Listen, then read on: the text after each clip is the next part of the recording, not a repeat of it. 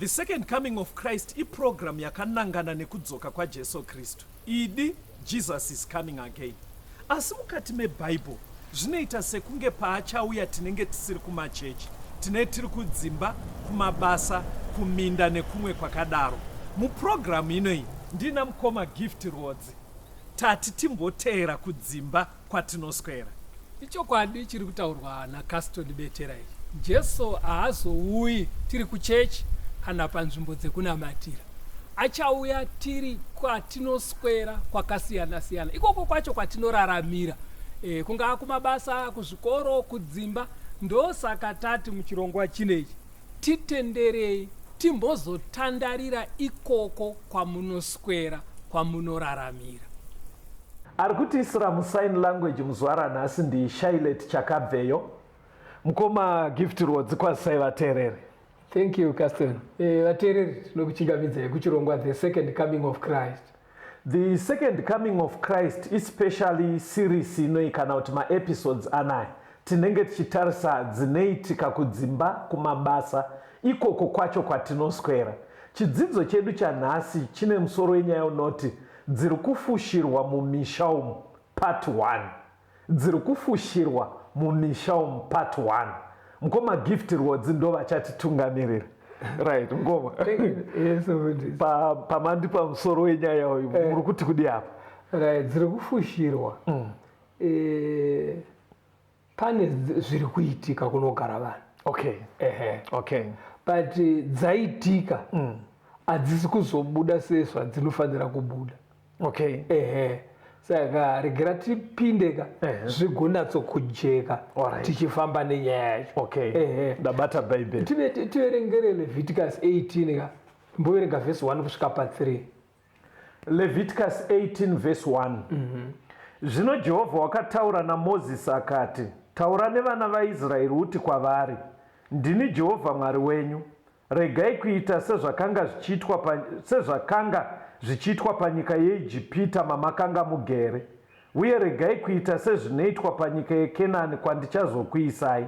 Musafamba netsika dzavo. Mwari ari kurayira vaIsraeri panapa. Yes. Ari kuti asi ndoda kuti ucherechedze chinhu ichi tichizoenda hedu mberi nenyaya. Wakamboona here Caston kuti dzidziso dzemubhaibheri, mirayiro yaMwari, kana ukanyatsoicherechedza zvine chekuita nekugara zvakanaka kwevanhu nekubudirira mukugarisana. Hazvina kungonanga kuti gadzirira for the second coming of Christ. Unotonyatsoona kuti kana kuri kuti dzanyatsonzverwa dzidziso idzi, vanhu vakashingaira kuzviteedzera, zvinounza pundutso chero munyika. Okay. Mungaa munharaunda mazviri kuitika, mungaa mumhuri muri kuteedzerwa zvinorayirwa naMwari. Okay. Unoona paine kugarisika kwakanaka, kugarisana kwakanaka pavanhu vari mumhuri iyoyo kana kuti vari munharaunda iyoyo. Okay. Zvakare zvinounza kubudirira. Okay. Ndiro shoko raMwari. On the other hand, mirai ameno vateereri but pandakakura inini handisi munhu wokudhara stereka asi handisi wemanje manje. Nguva yatakura ka zvikoro zvataidzidza zvaive nani. Okay. Chimwe chandakatoona chaibatsira kuti zvive nani, handizive zvaiye zvino zvikoro, taienda paassembly every day. Munozva taiendereipo ichitaiti pamuraini ndo paassembly point, paassembly point before lessons. Saka taienda pamuraini papo pasi, munozva taienderei, taiendera zvinhu tu. Okay. Kuimba national anthem nekuita the Lord's Prayer. Alright. Taita munamato. Saka in other words uri kuti iwe kuzvikoro vana vaidzidzisiwa kunamata. Taita thy kingdom come forever and ever. Amen. Munamato yoga taiugona zvakadaro zvekuti waitoona kuti maizomacha maibva paassembly paipa makaita karaini zvokuti waitoona kuti munamato une zvauri kutobatsira. Handizoziva hangu ndangoda pamati mitemo yaMwari ikaaplayiwa munharaunda, kumainstitutions nemudzinyika inotova unhu hwevanhu. But wakamboonawo here kuti munhu akangorarama akangokura asiri kuumbwa nedzidziso dzemubhaibheri, unhu hwake hahunyatsobatsira vanhu chero akakura anenge angori neupenyu hwe hwakangobvandanyuka zvekuti wherever kwamanoisa munhu akadaro asina kudzorwa neshoko inenge ingori disaster pakutaura kwevafana unotonyatsona kuti zvinhu hazvisi kunyatsokufamba zvakanaka. Can you confirm this pastor kuti tomboti ndisabhuku achiita basa rake reusabhuku sezvinotarisirwa anogona here kubatsirwa futi neshoko raMwari zvikabatsira village rake? Ndo exactly point yacho iri kubuda. Iwe uchida kuti kuisa kuna sabhuku waisa nyaya yacho kure kure kunyange zviri true but tora baba pamusha mumhuri baba vakadzorwa neshoko unotonyatsoona kakurongeka mumhuri nekufamba zvakanaka wakambozvirichira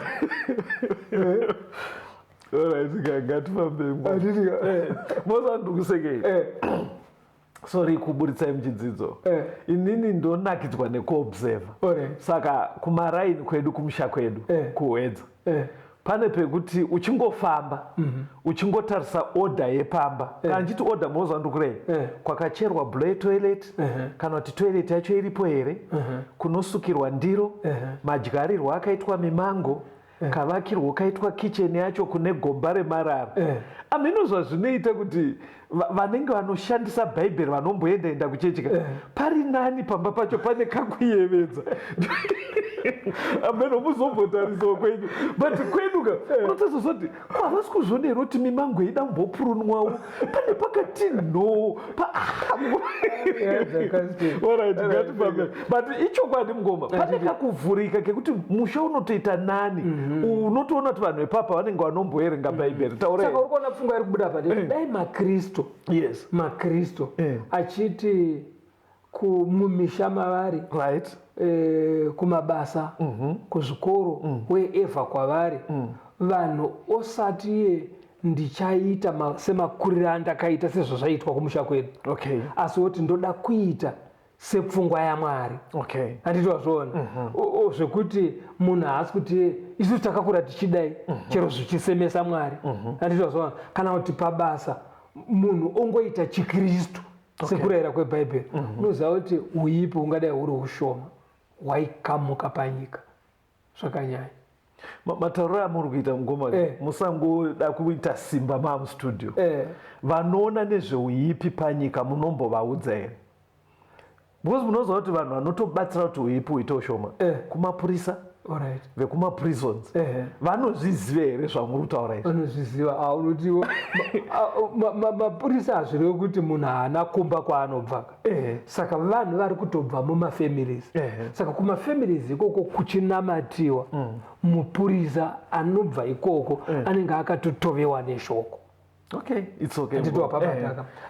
saka Mwari ndosaka Mwari atsimbidzira kuti musanoite zvekuIjipti kana mapindomo musanoite zvinoitwa nevanhu vemuKenani ari kuti imimi rambai muri vaIsraeri handiti wapabataka kuitira kuti uipi ukamuke.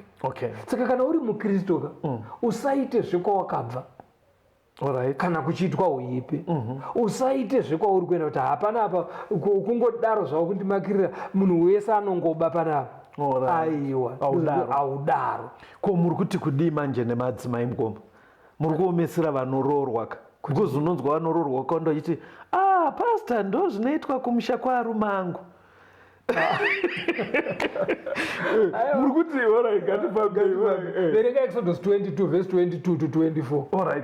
Exodus 22 verse 22 usatambudza chirikadzi kana nherera kana ukatongodzitambudza vakadana kwandiri ndichateerera kudana kwavo kutsamwa kwangu kuchamuka ndikakuurayai nemunondo vakadzi venyu vachava chirikadzi nevana venyu nherera.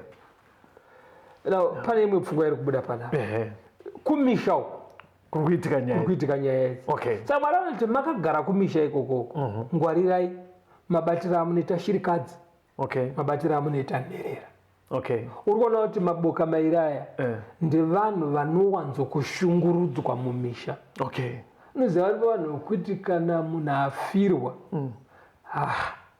munhu anoita unga achanochema ari paguva remurume wake nezvaanosara achiiwabva matsimbidzira mungoma because maakuda kutova rimainda vakafirwa imi maikonai kubva mabatikana kudaro stereke especially vechidzimai vakafirwa ipapapa vari kuteerera kaunotozwa kuti ini pasta taurai mafacts hatidi kuisa maemotions taurai tinzwe kuti mwari ari kuti ukashungurudza shirikadzi yes because vamwe vanouya ka votsvaira pfuma yese yakasiyiwa namukoma zvokuti vana totanga kudzungaira kushaya chekuendesa kuchikoro zvino mwari ari kuti kana nherera idzi dzikachema neshirikadzi idzi dzikachema inini ndinonzwa kuchema kwavo ende musafunga ndoramba ndakanyarara but nyaya dziri kuitika mumamisha panofirwa munhu mukoma dziri kunyanya dzandakaonawo vasi chirikadzi dziri kushungurudzwa nevanhu vemuraini ishirikadzi iri kushungurudzwa nemwana wayo mona zvinoita vana mukoma baba vafa iye anga atojaya aroora atovaka musha wake pamhiri perwizi kana kuti nechekuseri kwechikomo baba vafa ka ndovenga ine mombe mudanga ndovane minda nekugadheni kune tsime remvura mukomana uye atanga mhuri yake uya mombe dzinozoskorima kwamai apedza kwake achitodziitisa maricho mai vanototambura kuti mucha uyo wokurima kwangu riini kugadhe kwamai kuya kwaiita nzimba anotora dhundura iri mwana mai rakaorera remutamba riya anotora futi panoitwa sei ndosaka muchizoona manje ka munoona kunge dzafushirwa mumisha ka but vakatenderedza vanoshaya kuti voipindira sei ipapo ka ndo pari kunzi namwari ukakonzera shirikadzi even uri mwana wacho actually verenga mapisari ma56 vhesi ya8 unzwe mapisari ma56 vhesi ya8 imi munoverenga madzungairire angu isai misodzi yangu mumudziyo yenyu haizi murugwaro rwenyu here panapa paritaura kuti misodzi inobuda pavanhu hazvinoita anonamata kana kuti haanamata inorekodwa namwari kuti uyo achema apa pari kuita sekunonzi kune kamudziyo kekuchingidzira misodzi kabawel kekuti akachingidzira kombotariswa ona kuti waapapi sekunge pane rimwe line rekuti ukaona musodzi wemunhu wasvika apa akonzera misodzi iyoyo mwari anofanira kudhira naye ndaibata saka mumisha mune dziri kuitika mune misodzi iri kubuda kunherera neshirikadzi anditozvoona mwari haasiyi zvakadaro ari kurekodha zvese anochingidzira misodzi iyoyo tiri muchidzidzo vateereri dziri kufushirwa mumisha umu part 1 ngatirambei tiri pachirongwa timbonzwa rwiyo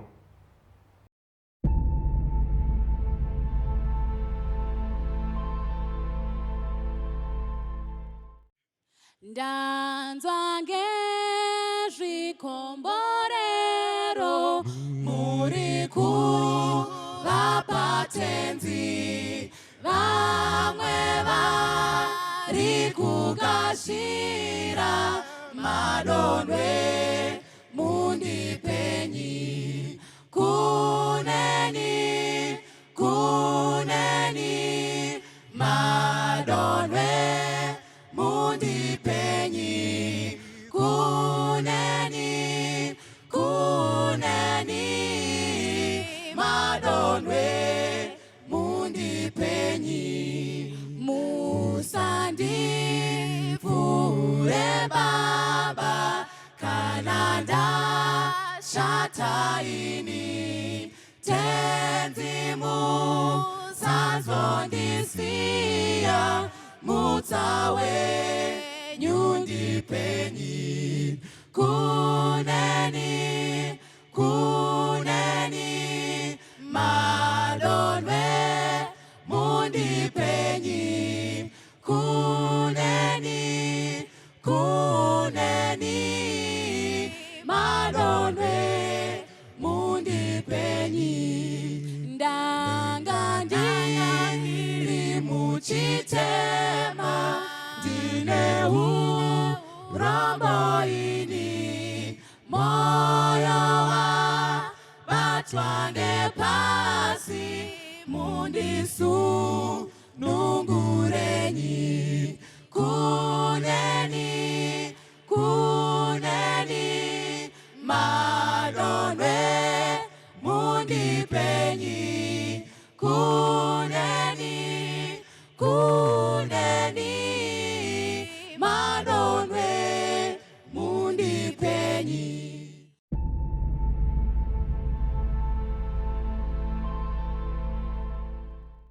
Welcome back. Tiri pachidzidzo dziri kufushirwa mumisha umu part 1. Nkoma, tatapedzera kutaura pechirikadzi nenherera. Ndibatsirei generally. I know kuti nyaya yema-estates zvinosiwa nemushakabvu kunotori nemapazi vari specialized kubatsira nyaya. But generally nekaruzivo kafamba munyika. Tomboti ndimi mafa. Pfuma yenyu inosarirani. Generally. Aiwa. Izvozvo hatifanira kutombozvidhiskasa muno. Kune mirayiro yehurumende chaiyo inoti kudii inotaura kuti pfuma kana murume akafa kana kuti mudzimai akafa pfuma yavanga vashanda pamwe chete inoitwa sei? Inoitwa sei? Izvo zviri clear kumatare zvokuti patongofiwa mukatongoenda kumatare kwamaster master of high court vanobva vatonokutsanangurirai mitemo yacho inoprotecta kope kudai. So pamamuchiti chirikadzika ndoziva kuti nezera renyu muri kuimagina vamwe mbuya vafirwa nemurume, but chirikadzi kuchirungu iri kungoreva widower. Handiti ka widow iri kungoreva munhu nezera. Saka munhu anogona kutofirwa aine 30 years mukoma, mukadzi ane 30 ichirikadzi ndizvo. Saka murume wake kana anga achiita zvemakombi kana mabhazi, zvandakaona zvinonyanyetika ndezvekuti vana bamnini vanoenda kuna maiguru vati maiguru kuti muchionekwa muchiita karati, muchiona kuti makombi aloda here, chimira itite. But ndopazvinoperera. Ndopazvinoperera. Saka kungoti vazhinji pfungwa idzi havadziteere mumisha umu.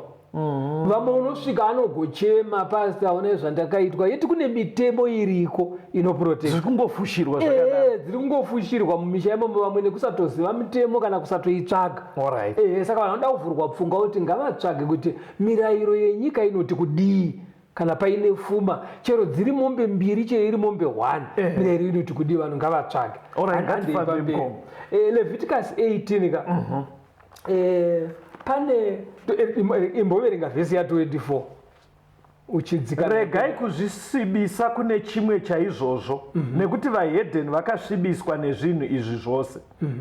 Ivo vandakadzinga pamberi penyu nenyika yakasvibiswa, naizvozvo ndinoirova pamusoro pezvakaipa zvayo. Nyika irutse vanhu vageremo. Naizvozvo imi chengetai mitemo yangu nezvandakatonga kuti murege kuita chinhu chimwe chaizvozvo zvinonyangadza, kana ari wakaberekwa munyika yenyu kana ari mutorwa ugere pakati penyu. Pane hunhu huri kuitwa mumisha womukastori hunosvibisa misha, hunosvibisa mhuri nenzvimbo pamberi paMwari, wokuti Mwari akatarisa anosemeswa obva afuratira. Kune dzimwe mhuri dzakungorarama izvo dzakafuratirwa naMwari. Taurai unhu hongo nekuda kweunhu. Saka Mwari ari kuti kuvaIsraeri, musateedzere zvaiitwa nevanhu vandadzinga kuti imi mugare. Handiti mazuva nekuti zvavakaita zvakakonzera nyika ino kusviba. Saka ndakavafuratira ndikavadzinga vanavo. Rega tingonobata zvimwe zvacho. Ukabva muchapter imwe chete iyo yaLeviticus 18 kubva pavhesi ya6 kundosvika pa18 ugobva wazoerenga ne22 ne23. Leviticus 18 vhesi ya6. Ngakurega kuva nomunhu unoswedera kuhama yake yemumba kuti amufukure, ndini Jehovha. Uri kuona panapa taakudzoka munyaya dzepabonde. Inyaya dzebonde dziri kutaurwa idzi. Kunzi hapana munhu anofanira kuita zvebonde nehama yemumba. Saka patiri kuti dziri kufushirwa mumisha umu zviri kuitwa, zviri kuitika. Mwari ndiye ari kuona, asi kune vamwe hadzisi kubuda nyaya idzi. Mwari ari kuti hapana munhu anofanira kuita bonde nehama yemumba. Dzikanayo unzwe, usafukura baba vako namai vako, ndimai vako usavafukura. Usafukura mukadzi wababa wako, ndiko kufukura baba vako. Rukona kuti riri kuenda richinatso kujekesa haribosi zvakaita madimikira. Kunonzi kufukura baba kurara nemukadzi wababa. Saka uyu mwana apo nepapo ndipo unonzwa unzi akarara namai vake vekumubereka vanoti shwi. Asi mainini mukadzi wababa ndiye ari kutaurwa panapa kunzi mukadzi wababa vako usaite bonde naye. Andikuona. Saka uri kuona kuti hapana kusiyiwa pakaita achirako. Okay. Dzikanayo. Usafukura hanzvadzi yako, mwanasikana wababa wako kana mwanasikana wamai vako, kana wakaberekerwa mumusha kana akaberekerwa kumwe. Right. Pane paya pekuti vanhu vanoroorana. Baba vanga vaine vana. Right. Amai vauyawo nevana vavo. Right. Bhaibheri riri kuti imi vana vacho muri hanzvadzi nehanzvadzi, muri hama nehama, musaite bonde pachenyu. Eish. Urwana zviri kujeka? Zviri kujeka. But ipapapo manje apa peivavavo chitibatsirai manje madhara mumamisha manje anobva ati aiwa hapana makuna aitwa because vana vauya nababa inenge iri museamwa, vana vauya namai ndevekwana Jena. Saka madhara edu manje anongokoshesa mitupa, havakoshese zvataura Bhaibheri. Tumadhara tunodaro kungwarisa kwokuda kuvhara mhosva ndokutofushira kwacho. Pane vakuru vematare vanotsvaga pekubuda napo nenyaya ndokufushirwa kune kwadzinenge dzichiitwa. Okay. But Mwari ari kuti imi mukashaya mhosva zvinosemesa. Usafukura mwanasikana womukadzi wababa wako, wakaberekwa nababa wako iye hanzvadzi yako. Usafukura vatete vako iye hama memumba mababa wako. Uri ipapapo pane chimwe chinhu chiri kukonzeresa kuti vanhu ava vazoita bonde. Ukamboona kuti pane dzimwe setup dzaunosvika vana vakura vanorariswa mujira rimwe chete vakomana nevasikana. Kana room 1. Kana murumu 1. But vana ava manjeka vane zvavanenge vaona pamafoni, zvavaona pamakombiyuta, zvavaona pamatv, vochida kuzvipractiza kuvazvanzidzi. But naye Mgoma, tomboti wabva zera, waazera rekuti ropa rakunetsa unofana kuroora. Nemazariro akaita nyika, because statistics ameno kwamuri imi matereri, zvinoita sekunge generally munyika yedu vakati wandei vanhukadzi. Ende zvotoita kunge zvinonzi vanhukadzi ava vari kutodo anoroora. Saka generally problem iri papi kuti uzouya vemumba. Munzwa zvandikuedza kutaura. Vakatowanda. Aiwa, uri kuda kuenda zvakoko chitema chiri kudariso ndo chiri kurayirwa naMwari. Chero vakaroora vari kuzviita. Haisi nyaya yekuti munhu haana kuroora. Verenga vhesi vanhu vanzwe. Usafukura mainini vako nekuti hama yemumba mamai vako. Munin'ina wamai. Anenge ari munin'ina wamai ka auya kuzogara achienda kuchikoro nemi. Anditi wazviona muzera wenyu asi achiri mudiki.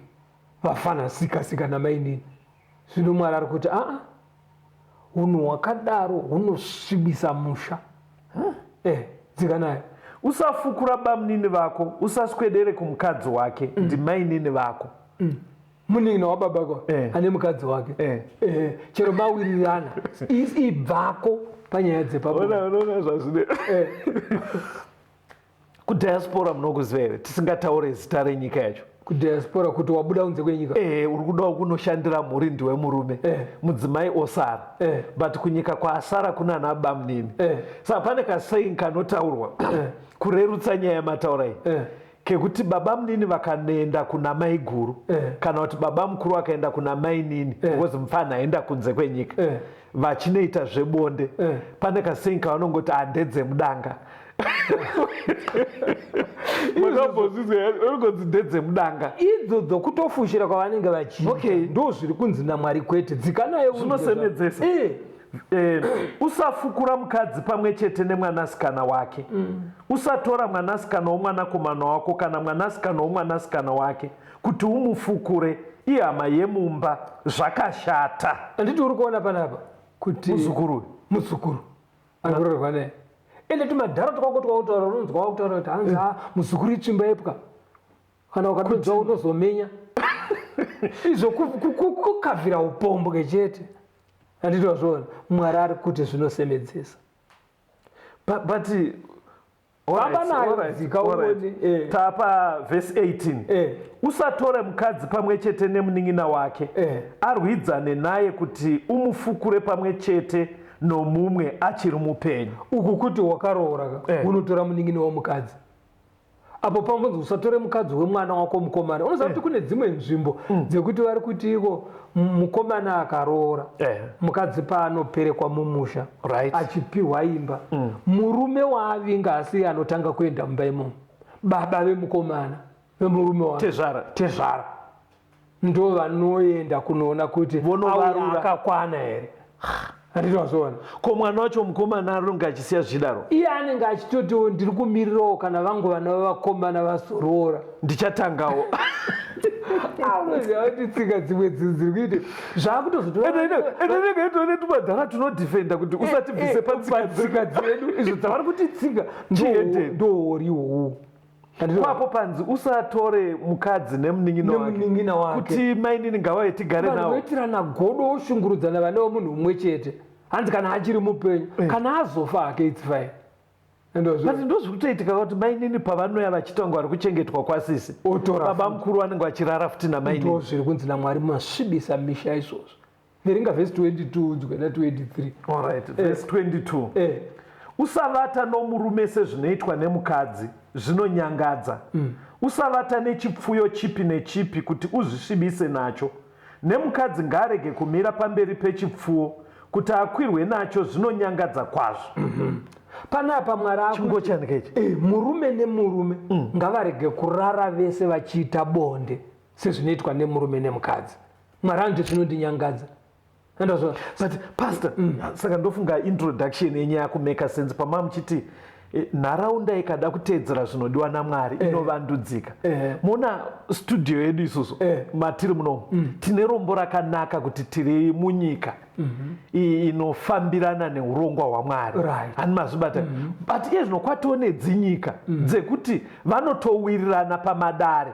Kwete kuti zviri kungoitwa zvichifushirwa mumishaba. Ivo sebumbiro renyika vanotowirirana kuti murume nemurume ngavaite bonde. Kusunungurana ikoko mai ndokuri kunzi naMwari zvinosvibisa nyika. Kana mukazviita at family level imhuri inosviba. Kana mukazviita munharaunda inharaunda inosviba. Mukazviita at national level inyika inosviba at national level. Varume vari kunzwa chidzidzo chino ichi kana muri kunzwa zvitaura shoko raMwari ngatiregei kusvibisa nyika yedu. Chingochani zvinosemedzesa kuna Mwari. Vakomana vechidiki vari kuteerera nemi vasikana chingochani chilesbian zvinhu zvinosvibisa nyika yedu. Mwari anotifuratira tozoshamisika kuti sei zvimwe zviri kutiwira. Pane pazonzi mukadzi ngaarege kukwirwa nechipfuyo. Ndoka yawaitaura yekumusha kwenyaya yekuti mudhara akati munhu anzi aita searara neusavi. Ndakasangana naye achikuti anoshereketa uyu mudhara ipopo. Ndikati anoshereketa aita sei? Zvinzi pana anopenga uyu. Ndikati chiko? Zvikanzi angarare nemuriwo. Vaida kutsanangura zvaangaita kudanga remuarara nechipfuyo. Zvinhu zvakadaro zviri kutoitika mungoma. Saka chitibatsirai mungoma. Chidzidzo ichi muda kungoyanika mhuri dzedere. Aiwa. Because ndo zviri kutoitika muri kuti kudii. Mwari kutotiregerai nekuti zvinosvibisa. Kune mhuri dzakatofuratirwa naMwari nekuda kweunhu ihwohwo. Saka Mwari ari kutiregerai pakati penyu. Musaite tsika idzodzi. Matekaways andabata pachidzidzo chino dziri kufushirwa mumisha part 1. Vazukuru havararwe navo, cousin brothers havararwe navo, vana mainini havararwe navo, hama yese ipi neipi haiitwe nayo bonde. Chingochani chilesbian zvinosvibisa. Munhu haafaniri kuita bonde nemhuka. Nherera nechirikadzi dzinoda kuchengetwa zvakanaka. Mukoma ngandikumbire futi vateereri tiudzeiwo dziri kuitika kumisha kwenyu dziri kufushirika. Shandisai nhamba dzamuchapiwa naPastor Rhodes. 0716 452 086 0716 452 086. Mwari vave nemi tikosangana muchikamu chinotevera.